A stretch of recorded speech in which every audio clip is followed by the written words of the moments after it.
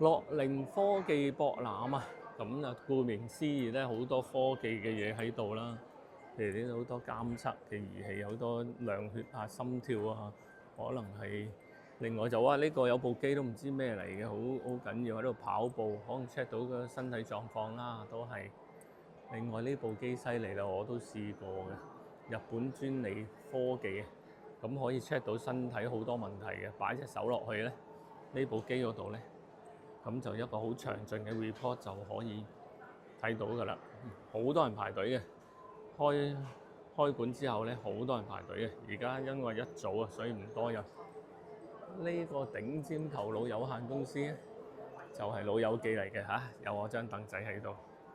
咁就有好多嗰個手啦，嗰個幫啲中風嘅病人啦，就可以訓練隻手啦。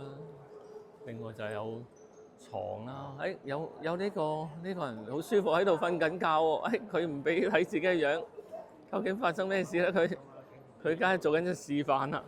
咁啊，呢個就真人示範非常之好，就係暫時介紹咁多先。